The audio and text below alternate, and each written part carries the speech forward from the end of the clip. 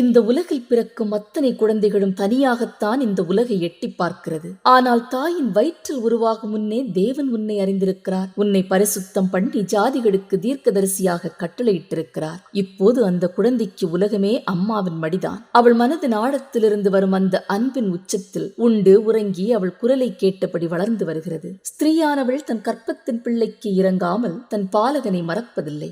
அவள் மறந்தாலும் நான் உன்னை மறப்பதில்லை என்று தேவனாகிய கர்த்தர் நமக்கு வாக்குறுதி கொடுக்கிறார். கனவுகளின் உச்சம் கவலையில்லாத வாழ்க்கை நட்பு வட்டாரம் அதிகரிக்க தைரியத்தின் உச்சத்தில் மிதக்கும் பருவம் தான் வாலிப பருவம். நீ உன் வாலிப பிராயத்திலே உன் சிருஷ்டிகரை நினை என்று பிரசங்கி 12:1 சொல்கிறது. காலையில் அலாரத்தை வைத்து அது அடிக்கும் ஒலி கேட்டு எழுந்து நேரத்திற்கு பஸ்ஸை பிடித்து வேலை தளத்திற்கு சென்று இரவென்றும் பகலென்றும் பாராமல் உழைத்து சம்பளம் என்று கிடைக்கும், கொஞ்சம் கூடுதலாக கிடைத்தால் ப்ரமோஷன் கிடைத்தால் நன்றாக இருக்கும் என்று அதன் பின்னாலே சில வருடங்கள் சில மேற்படிப்புகளை படித்து கூடவே அறிவை கூர்மையாக்கி வேலையில் தன்னை திறமைசாலியாக காட்டுவதில் மட்டுமே நோக்கமாக இருக்கும் பருவம்தான் வேலை செய்யும் பருவம். நீங்கள் எதை செய்தாலும் அதை கர்த்தராகிய இயேசுவின் நாமத்தில் செய்ய வேண்டும் என்று கொலோசேயர் 3:17 சொல்கிறது. இப்போது இதயம் இன்னொரு இதயத்தோடு இணைய துடிக்கும். தனிமை கண்ணீர் வரும் நேரங்களில் அதை தன்னுடன் இணைந்து பகிர்ந்து கொள்ளும் உறவு தேவை என்று உணரும். 2 நபர்கள் வேறு வேறு சூழலிலிருந்து வந்து ஒன்றாக வாழ முடிவெடுக்கும் தருணம் இது. சரியாக புரிந்து கொள்ளாமல் உள்காயத்தை ஏற்படுத்திவிட்டு பிரிந்து செல்லும் உறவுகள் கிடைத்தால் அவ்வளவுதான் என்று சோர்ந்து விடாதீர்கள். இது உங்களை அடுத்த நிலைக்கு தயார்படுத்தும் காலம் என்று தெரிந்து கொள்ளுங்கள். திருமணம் எனும் உறவில் இணையும் நீங்கள்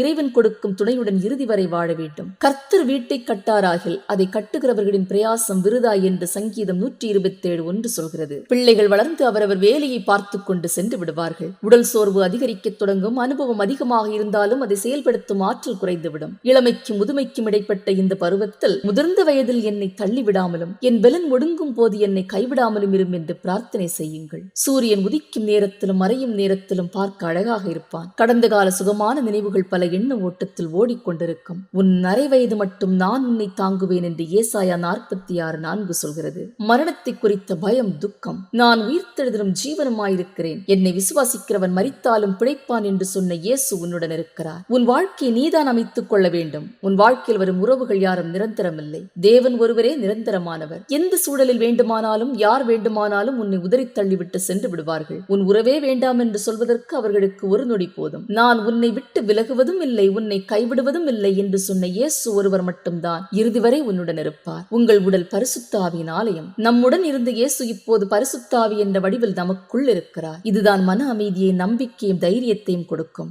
உனக்கு துணை நீ மட்டும்தான். நாசியில் சுவாசம் உள்ள மனிதனை நம்புவதற்கு அவன் எம்மாத்திரம். ஆமென்.